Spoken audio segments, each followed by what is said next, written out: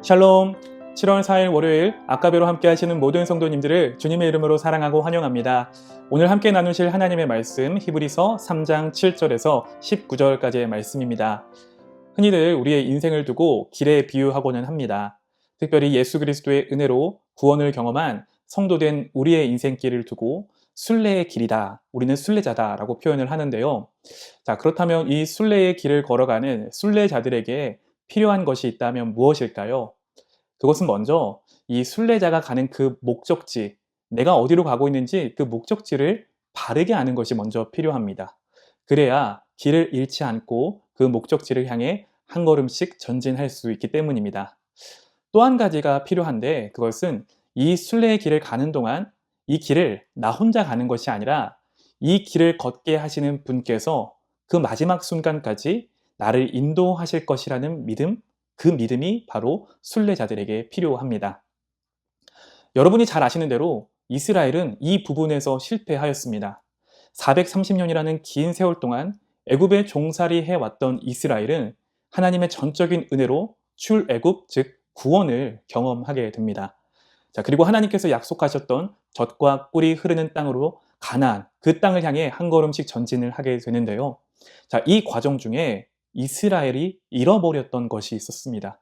그것이 무엇이었을까요? 바로 이 길을 걷게 하신 하나님을 향한 믿음과 그분의 말씀에 순종하는 모습을 잃어버리게 됩니다. 왜냐하면 이들은 출애굽, 구원은 경험했지만 이 구원 이후에 그들이 맞닥뜨린 현실의 문제가 눈앞에 놓인 그 어려움이 결코 만만치 않았기 때문에 그렇습니다. 자, 이때마다 이스라엘이 하나님께 어떤 반응을 보였습니까? 네, 이스라엘은 하나님을 원망했습니다. 그리고 불평하였고 하나님 앞에 짜증을 내었습니다. 자, 이것을 다른 말로 표현하자면 이들은 이 길을 걷게 하신 분, 곧 하나님을 향한 믿음을 잃어버린 것입니다. 죄와 사망의 땅인 애굽에서 자신들을 건져내시고 구원하신 그 하나님께서 이제 그 목적지인 가나안까지 그 땅에 도착하는 순간까지 자신의 민족을, 자기 자신을 친히 인도하실 것이라는, 이 구원을 완성하실 것이라는 믿음을 잃어버렸다라는 것입니다. 자, 그것을 두고요, 오늘 히브리서 기자는 이 편지를 받고 있는 초대교회 공동체에게 다음과 같이 경고의 메시지를 보내고 있습니다. 우리 7절부터 10절까지 말씀 함께 읽어보도록 하겠습니다. 그러므로 성령이 이르신 바와 같이 오늘 너희가 그의 음성을 듣거든 광야에서 시험하던 날에 거역하던 것 같이 너희 마음을 완고하게 하지 말라. 거기서 너희 열조가 나를 시험하여 증험하고 40년 동안 나의 행사를 보았느니라. 그러므로 내가 이 세대에게 노하여 이르기를 그들이 항상 마음이 미혹되어 내 길을 알지 못하였도다 하였고. 아멘. 지금 이 히브리서 편지를 받고 있는 공동체, 초대교회 공동체가 처해 있던 상황이 마치 광야의 길을 걸었던 출애굽 1세대의 상황과 같았습니다. 지금 이 교회는 외부적으로나 내부적으로 어려움 속에 놓여 있었습니다. 자, 신앙으로 인해, 예수 그리스도를 믿는 그 신앙으로 인해 불이익을 경험하기도 하였으며 심지어 목숨을 잃을 수도 있는 상황에 놓였던 것입니다. 자, 그래서 이 교회 공동체 안에 이 신자된 성도들, 그들 안에 그 믿음에 조금씩 균열이 생기기 시작했습니다. 하나님이 살아계시다면 왜 우리에게, 왜 나에게, 왜 우리 가족에게 어떻게 하나님께서 이러실 수 있냐라는 그 불신의 싹이 점점 그들 안에서 자라나기 시작했던 것이죠. 자, 그래서 그나마 붙잡고 있었던 신앙을 포기하고 다시 이전의 모습들, 유대교의 모습으로 돌아가려는 사람들이 이 교회 공동체 안에 발생했었던 것입니다. 자, 바로 히브리서 기자는요, 지금 이 지점을 그 사람들을 향해 경고의 메시지를 보내고 있는 것입니다. 이 편지를 받는 성도들이요, 너희 열조들이 광야에서 하나님의 진노를 받았던 사건을 기억하기를 바랍니다. 하나님을 향해 마음을 완고하게 해서도 안 되고 마음이 미혹되어서는 안 됩니다라는 그 간절한 마음으로, 목회적인 마음으로 이들을 향해 경고의 메시지를 보내고 있는 상황입니다. 자, 이처럼 완고한 마음, 이 미혹된 마음을 두고 오늘 히브리서 기자는 12절과 19절에서 다음과 같이 표현하는데요. 12절 말씀, 믿지 아니하는 악한 마음이다. 19절에 보니까 그들이 믿지 아니함으로 능히 들어가지 못한 것이라 라고 말하고 있습니다. 여러분, 지금 이 성경이 악한 마음이라고 표현하고 설명했을 때 이것을 어떻게 설명하고 있습니까? 성경은 이 악한 마음을 두고 이 사람이 무언가 적극적으로 악한 행동을 한 것만으로 악하다고 평가하지 않았습니다. 성경이 말하는 악한 마음이란 곧 하나님을 향한 불신, 곧 믿음 없음이 악한 마음이다라고 우리에게 설명하고 있습니다. 이것을 조금 다르게 표현하자면 곧 악한 마음이란 하나님의 계획, 하나님의 뜻, 하나님의 생각을 받아들이지 못한 것을 두고 악한 마음이다라고 성경은 우리에게 교훈하고 있습니다. 하나님의 그 크고 넓으신 계획과 그분의 뜻, 그분의 완전하신 계획을 나의 협소한 경험과 판단으로 제한하는 것이 바로 악한 마음이다라고 성경은 우리에게 오늘 가르침을 주고 있다는 것이죠. 생각해 보십시오. 사실 이 출애굽 1세대가 40년 동안의 광야 생활을 하지 않을 수 있었습니다. 민수기 13장을 보니까요. 하나님께서 모세에게 가나안 땅, 하나님께서 주실 그 가나안 땅에 대해서 이렇게 설명하시는데요. 민수기 13장 2절에 사람을 보내 내가 이스라엘 자손에게 주는 가나안 땅을 정탐하게 하라라고 말씀하십니다. 말씀을 보니까 이 하나님께서 가나안 땅에 대해서 이렇게 설명하시는데요. 가나안 땅을 이미 이스라엘에게 주었다.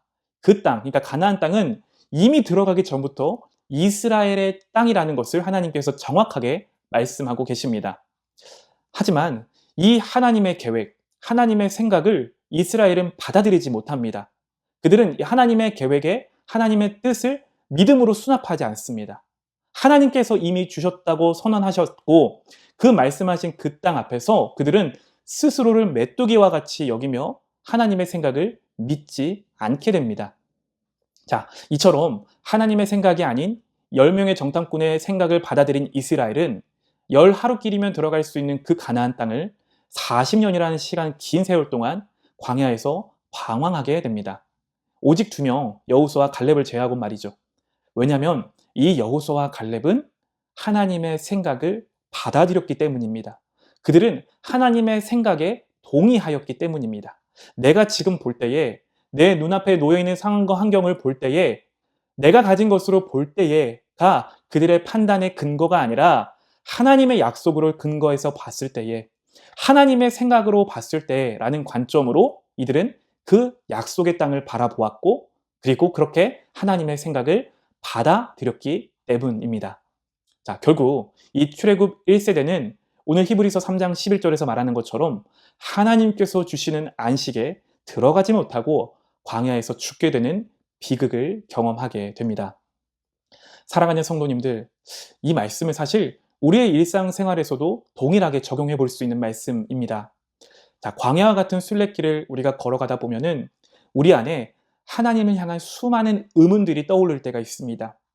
하나님이 살아계시다면 어떻게 나의 삶 속에서 우리 가족에게, 우리 공동체에게 이런 일이 일어날까라는 이런 생각들이 우리의 신앙을, 우리의 믿음을 흔들 때가 있다라는 말이죠.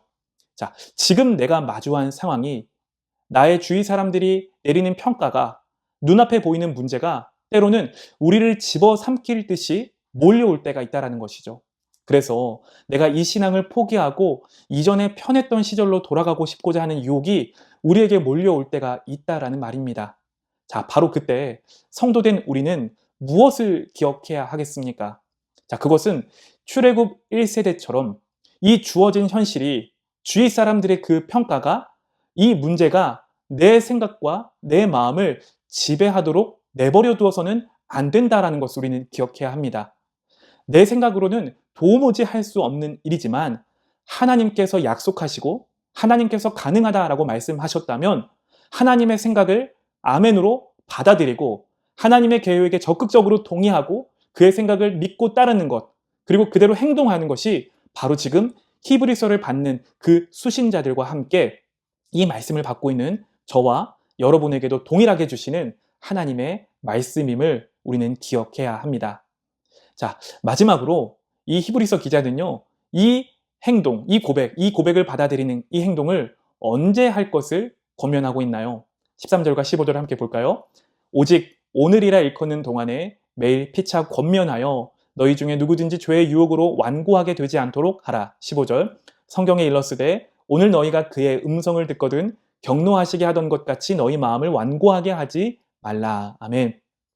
사랑하는 성도님들, 내일이 아니라 바로 오늘, 바로 지금 이 순간입니다.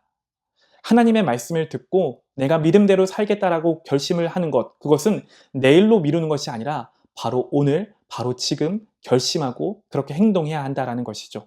성령님께서 오늘 나에게, 우리 공동체에게 들려주시는 그 음성에 먼저 귀 기울여 들으시고 그 음성이 깨달아지고 또한 그 말씀대로 살아가겠다는, 믿음대로 살아가겠다라는 결심과 은혜가 지금 영상으로 함께 하시는 모든 성도님들 가운데 함께 하시기를 바랍니다.